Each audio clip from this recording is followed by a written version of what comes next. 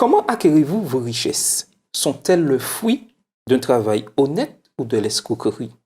Vous enrichissez-vous par la sagesse ou par fraude? Que faites-vous de l'argent que vous avez? En faites-vous une occasion d'aimer, de servir, d'être en bénédiction à vos semblables? Ou l'utilisez-vous pour gonfler votre propre importance? Profitez-vous de ces richesses pour exercer une influence utile ou nuisible? Les deux questions peuvent se résumer ainsi. Que révèle votre argent sur votre caractère? Et nous allons discuter avec Saïda et Carole. Nous allons prier avec Saïda. Éternel Dieu Tout-Puissant, nous voulons te remercier pour cette émission qu'offre aux idées, Seigneur. Permets-nous de pouvoir échanger, que ton Saint-Esprit soit avec nous et nous guide à travers ce moment. Fais-nous du bien. C'est en Jésus que nous t'avons prié pour ta gloire. Amen. Amen. Alors, être riche, est-ce que ça pose problème? Est-ce que c'est un problème? C'est quoi être riche? C'est une bonne question. C'est quoi être riche? C'est tout. C'est un ensemble. Hein. Mais, tous les patriarches de la Bible, ils étaient riches. Hein. Joseph, au final, Joseph, n'est-ce pas? Isaac, Jacob, tout ça. Enfin, je veux dire, la richesse, c'est pas un problème. Notre Dieu, même, c'est lui il est l'auteur de la richesse. Enfin, qu'est-ce qu'il nous est promis? Hein, des palais d'or, pierres précieuses, etc. C'est vrai que quand on pense à la richesse, forcément, on pense à tout ce qui est pécunier. Hein, on pense à l'argent, on pense aux pépettes, comme on dit, hein, quand on est jeune. Voilà, c'est ça. Mais en fait, la richesse, ça peut aussi être dans le domaine psychologique, c'est-à-dire quand on est heureux, quand on a une famille, on a des amis. Ça aussi, on peut le considérer comme étant une richesse. Donc, c'est ça, c'est avoir les deux. Je pense que c'est un ensemble. Mais je pense que Jacques, cette semaine, met l'accent sur tout ce qui est effectivement qui a valeur marchande. Voilà, tout à fait. Tout ce qui a une valeur marchande. Oui, on a l'exemple de cet homme riche qui, à cause de ses richesses... mais la question pourrait se poser aujourd'hui, la Bible. Est-ce que la Bible critique les richesses? Non, la Bible ne critique pas les richesses, hein. Pas du tout en fait. La Bible, le Seigneur en fait veut que, c'est vrai qu'on se répète depuis le début de la leçon sur Jacques, sur notre cœur, sur le travail que nous devons faire sur nous, et qu'est-ce qu'on fait de cette richesse-là? Est-ce qu'on la partage? Est-ce qu'on la garde pour nous? Est-ce que, voilà, on écrase l'autre? Est-ce qu'on le rend esclave? Tu vois, c'est vraiment ce que la Bible veut mettre en avant, notre façon de gérer en fait nos biens et nos richesses. Mais pas, en fait, la Bible ne dit pas non, faut pas être riche, voilà, faut être pauvre. Non, pas du tout. Voilà. C'est vrai que la Bible nous rappelle que l'argent est la racine de tous les maux. Pourquoi? Parce que c'est la façon dont on accueille cette richesse qui est le problème. C'est pas l'objet en lui-même. C'est comme Internet. C'est pas Internet le problème, c'est ce qu'on en fait. C'est la même chose avec l'argent. Ce n'est pas l'argent le problème. L'argent, c'est Dieu qui l'a créé. C'est Dieu qui a permis que ça existe. Mais c'est ce qu'on en fait. Est-ce que je suis dans une accumulation, comme cet homme dont tu prenais l'exemple, qui accumule, qui engrange? Il a sa moisson, il engrange.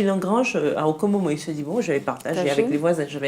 Et au final, on lui dit, cette nuit même, tu mourras. En fait, c'est ce qu'on en fait. À partir du moment où on n'est pas oncle Picsou, on se rappelle tous les matins, il met son peignoir et puis il va faire quelques brasses dans son coffre-fort. Non, c'est pas ça. En tant que chrétien, déjà, on doit pas avoir cette attitude. Alors, Dieu n'est pas contre la richesse. Pas du tout. Au contraire.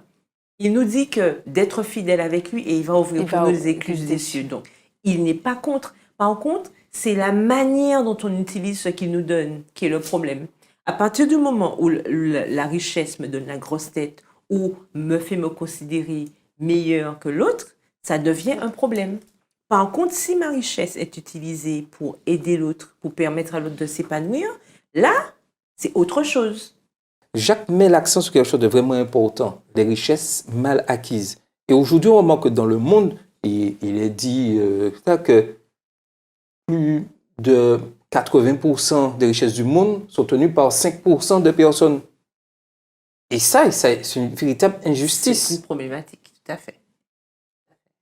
Mais comment, en tant que jeune chrétien, adventiste du 7e jour, vivre dans ce monde sans vraiment devenir esclave des richesses.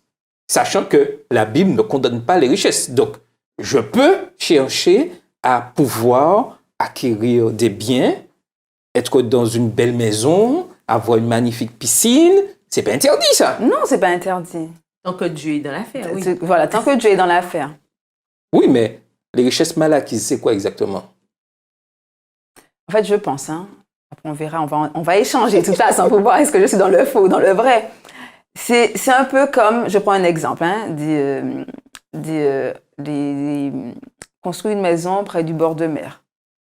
Tu sais très bien qu'à un certain moment, voilà, il y aura des tsunamis, la marée va monter et que tu n'es pas dans la légalité quand tu construis ta maison près de la mer. Ben, c'est mal acquis. Parce que forcément, tu auras des répercussions et à n'importe quel moment, cette maison peut s'effondrer. Donc, les richesses que tu as acquises, mais qui vont te faire être centrées sur toi et tu vas oublier Dieu. Voilà, c'est ça en fait. Et aussi, les richesses mal acquises, ce sont aussi les richesses que tu obtiendras au détriment de l'autre. C'est-à-dire, on a un exemple qui est très moderne en ce moment, c'est l'histoire de richesse pyramidale, les pyramides. Ouais. Alors, je fais rentrer un tel, qui fait rentrer un tel, etc. Ah ouais, etc. Ça, on est vraiment dedans parce qu'en fait, en dessous de cette pyramide, alors toi, effectivement, soi-disant, tu fais des profits, mais tu fais des profits souvent au détriment de l'autre. C'est-à-dire que tu mets l'autre en difficulté. Oui. Et bon, tu t'en moques parce que toi, parce qu'à la base, la pyramide, c'est beaucoup, voilà, mais à la tête, c'est une seule personne qui arrive. Voilà. Donc, mais on n'y pense pas souvent. C'est sûr et certain qu'il y aura perte et voilà, fracas. perte et fracas. Ça, c'est une richesse mal acquise, par exemple. D'accord? Alors, certains diront, si je joue au loto, je vais gratter et que je gagne. Est-ce une richesse mal acquise? Parce que j'ai payé mon ticket. En quoi est-ce une richesse mal acquise? Ça remet en question la providence de Dieu. On compte sur qui pour devenir riche? Sur l'homme. Voilà. C'est ça, en fait. C'est ça. Tout ce que vous faites, faites tout pour la gloire de Dieu. Quand je vais gratter un ticket de loterie, quel que soit le jeu de hasard auquel je participe, en quoi je mets Dieu devant ses responsabilités? Je vais dire ça comme ça. C'est-à-dire en quoi je fais confiance à Dieu. En quoi, justement, comme on l'a vu, je mets d'abord le royaume de Dieu avant et toutes choses me seront données par-dessus tout. En quoi je mets en exergue ce verset qu'on a vu la semaine dernière qui dit que ne vous inquiétez de rien. Ni les oiseaux, ils ne sèment ni ne moissonnent, etc. En quoi je mets ça en avant? Parce que je veux donner un petit coup de main. Or, je sais que, justement, tout ce qui est hasardeux ne vient pas de Dieu. Puisque Dieu, lui, c'est un planificateur. Donc, il sait tout exactement. Oui, donc, à partir du moment où je fais des choix, justement, qui vont à l'encontre de ce que Dieu me recommande, forcément, c'est une richesse mal acquise. Dès qu'il y aura une conséquence quelconque par rapport à ma relation avec Dieu. Tout à fait. Et au verset 4, Jacques du chapitre 5 met quelque chose de vraiment en avant et que nous vivons malheureusement dans notre société. Voici le salaire des ouvriers qui ont moissonné vos champs et dont vous les avez frustrés, et les cris des moissonneurs sont parvenus jusqu'aux oreilles du Seigneur des armées. Et malheureusement, aujourd'hui, nous voyons ces choses-là. Et clairement, de grosses marques que nous connaissons tous de chaussures, ces chaussures-là coûtent un prix assez élevé, mais lorsqu'on regarde un peu la chaîne de fabrication, nous voyons le plus souvent des fois des personnes certes, dans la pauvreté qui touchent très peu, et même des fois des enfants, puisque là, et on voit cette injustice. Aujourd'hui, la question nous posée en tant que jeunes, comment pouvons-nous faire face, je dirais, à ces injustices? Est-ce qu'on peut empêcher l'injustice? À notre niveau, oui, c'est-à-dire en tant que personne, par la grâce de Dieu, avec la force que Dieu me donne, je vais éviter d'avoir un comportement injuste envers l'autre. À mon niveau. Mais au niveau international, qu'est-ce que je vais bien pouvoir, comment je peux peser en tant que simple jeune, je dis par exemple, vivant en Martinique ou bien, comment je peux peser, justement? Peut-être en n'achetant pas de chaussures, en n'achetant pas de vêtements, en ne mangeant pas, en ne buvant pas. Enfin, c'est ce que je veux dire. Il ne faut pas tomber dans un extrême non plus, mais il ne faut pas abuser. C'est-à-dire que quand je suis conscient ou consciente d'une certaine réalité ou d'une injustice, je dois faire des choix qui ne m'aident pas à participer, en fait, à approfondir cette injustice. Je suis d'accord avec toi. Mais pourquoi j'ai pris cet exemple? Le plus souvent, nous est facile. Nous sommes assis là de dire, oui, les grands riches, ils exploitent, machin, tout ça.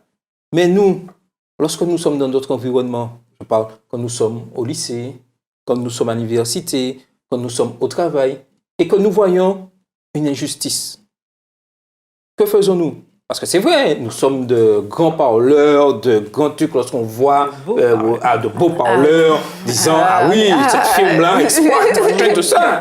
Mais lorsque je suis au travail, que je vois que un de mes collègues, je pense même pas, un de mes collègues maltraite un autre collègue et moi je suis là tranquillement et j'assiste et peut-être j'encourage par mon silence. Oui. Est-ce que je ne suis pas comme les grandes firmes? Est-ce que je ne suis pas comme ces hommes riches? Alors que j'ai la richesse, je connais la parole de Dieu. Et je n'utilise pas cette richesse pour pouvoir résoudre ce problème d'injustice que nous voyons au plus près de nous. Des fois, nous sommes prêts à aller sauver le monde. Mais en fait, c'est parce qu'on aime bien regarder au loin.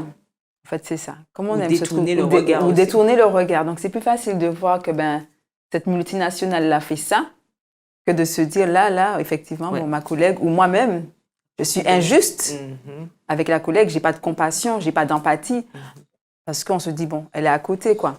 Il n'y a pas toutes les répercussions qui sont visibles. Lorsque je vois dans ma salle de cours, on appelle ça des fois, j'ai oublié le terme, un élève qui est pris... Du harcèlement? Oui, mais qui est pris la tête de Turc, un truc comme ça. Ah, d'accord, qui est la tête de Turc de ses camarades, qui est le bouc émissaire. Tout à fait. Qu'est-ce que moi je fais? Est-ce que je reste silencieux et des fois même participant ou je cherche à défendre? Voilà, c'est ça. Et ça, c'est très important pour nous de comprendre que, parce que tout à l'heure, au départ, tu parlais de richesse de l'écriture, nous connaissons beaucoup de choses, nous avons cette richesse-là. Mais si nous ne l'utilisons pas, cette richesse-là, nous ne la partageons pas, c'est un problème. Et aujourd'hui, le problème, je dirais, méfait de la richesse, c'est que ceux qui ont de l'argent, quel que soit de manière pécuniaire, que ce soit de manière spirituelle, le plus souvent, on veut garder ça pour soi. Et profiter sur les autres pour en avoir plus. Et je dirais même que le plus dangereux, c'est la richesse spirituelle, c'est-à-dire d'avoir cette richesse spirituelle, vouloir s'acquérir, dire grand connaisseur, je connais la parole de Dieu, je suis prêt à parler, tout ça, mais les œuvres, si je ne mets pas en pratique. Et c'est ça. Et Dieu n'a rien contre les riches.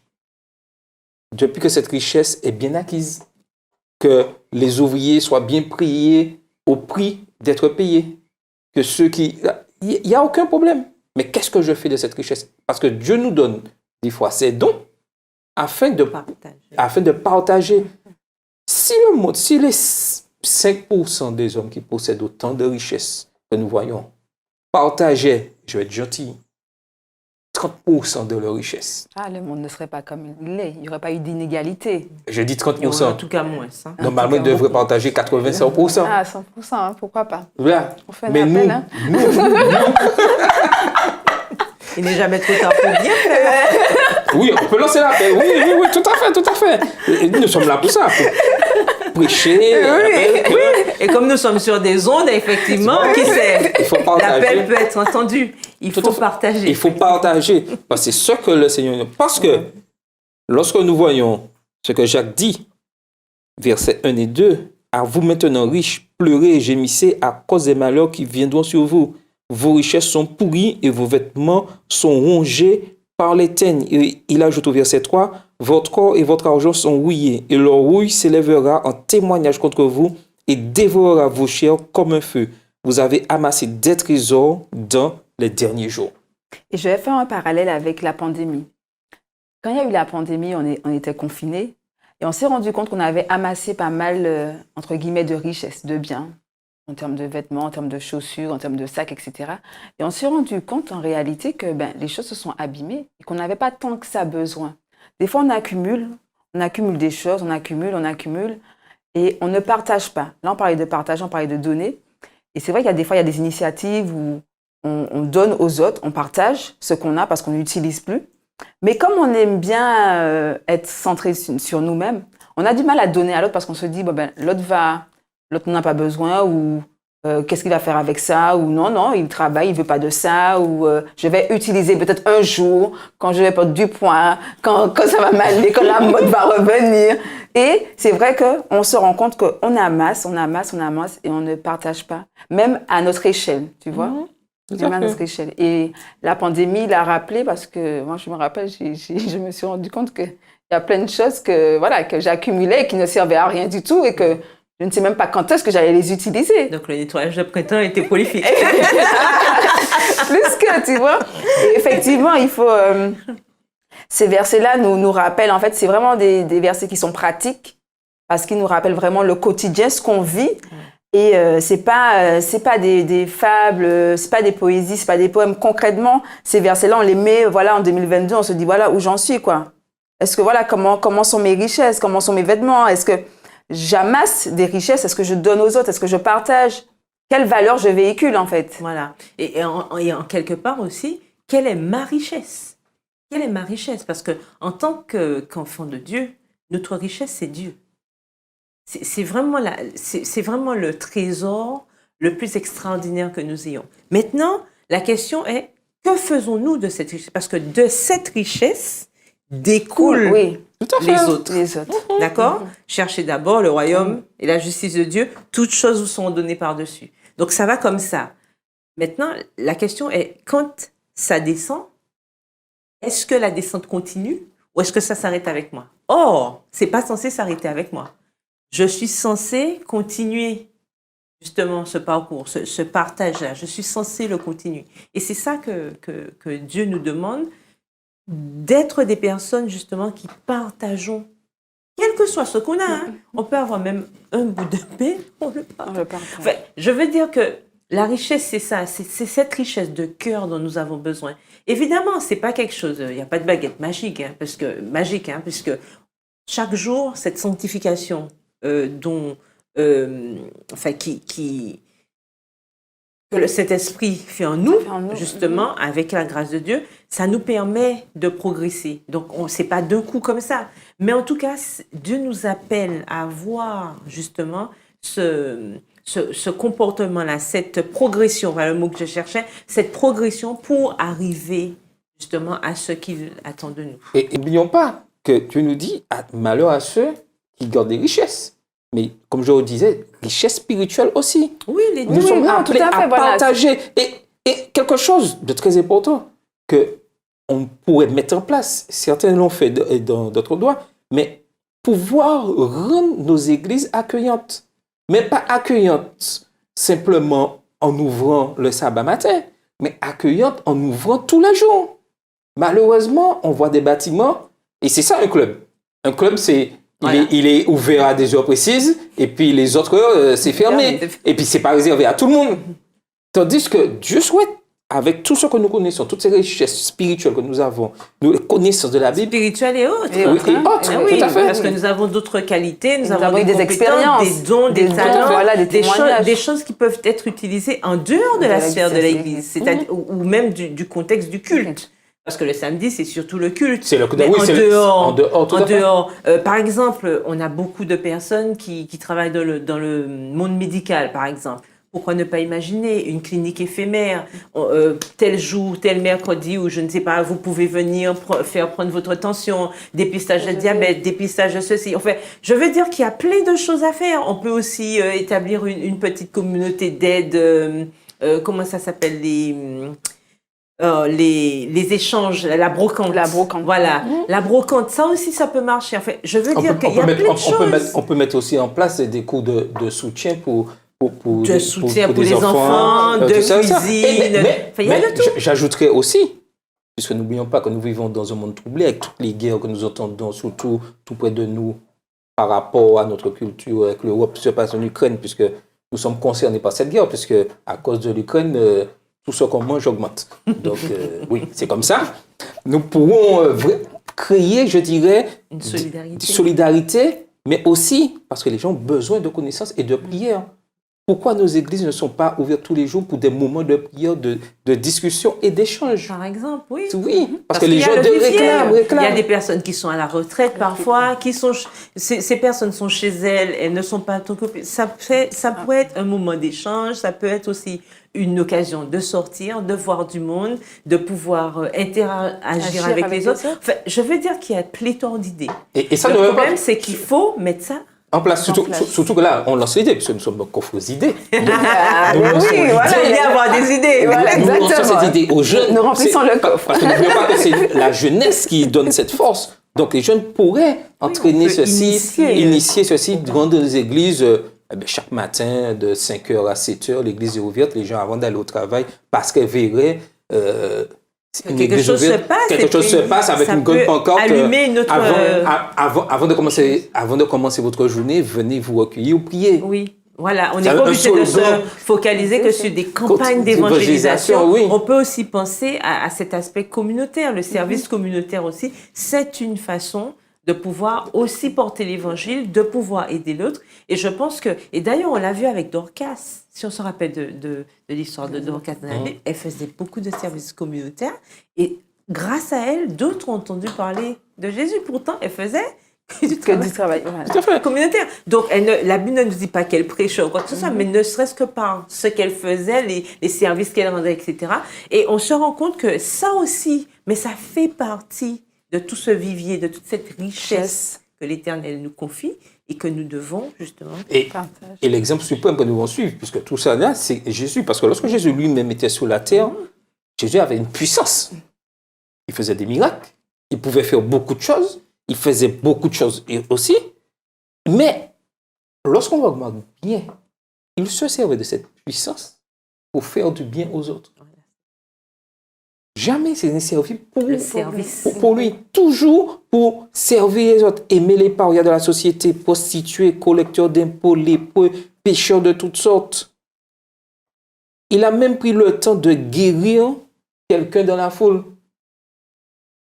Et quelqu'un qui a simplement touché le vêtement de Jésus a été guéri. Nous, en tant qu'adventistes du 7e jour, lorsqu'on nous touche, est-ce que nous apportons cette guérison? Nous, en tant que jeunes, est-ce que nous apportons cette paix? Nous calmons les choses? C'est ce que Dieu nous demande. Et est-ce qu'on a envie de nous toucher de toute façon? Nous devons réfléchir à ça, oui. Voilà. Bien sûr, dans le bon sens, nous sommes d'accord. Oui, c'est-à-dire que est-ce que les autres ont envie d'aller vers nous, vers nous, nous poser des questions? Est-ce que les gens sont intrigués par nous, mais de la bonne manière? Voilà. Est-ce que, mais tiens, cette personne est comme ça, mais tiens, elle est toujours souriante ou bien toujours avenante. Voilà, est-ce qu'on se pose des questions positives qui permettent à l'autre de connaître ce Jésus? Et je continue sur l'exemple de Jésus. Jésus utilisait les choses de son temps. Il vivait, il apportait du bien, il guérissait. Mais nous, aujourd'hui, nous avons je dirais, possibilités. Je regarde les réseaux sociaux. Mais en tant que jeunes, que faisons-nous sur ces réseaux-là? Qu'est-ce qu'on voit de nous? Et c'est sur les réseaux aujourd'hui que la plupart, tout le monde a compris, pour faire passer ces messages qu'il faut passer par là. Pourquoi en tant que jeunes, nous je dirais, nous rétractons sur cette richesse? Pour moi, c'est Dieu qui a mis ça en place. Alors que c'est gratuit et c'est puissant. Et c'est puissant. Et pourquoi? Quand je regarde simplement, je fais un petit calcul, je me dis, là, 2000 jeunes, j'exagère, c'est très minime, 2000 en action sur les réseaux, ça devrait faire... ça devrait être viral. Oui, on devrait être en tête... Voilà, de toutes les recherches. Alors, qu'est-ce qui lui empêche ça?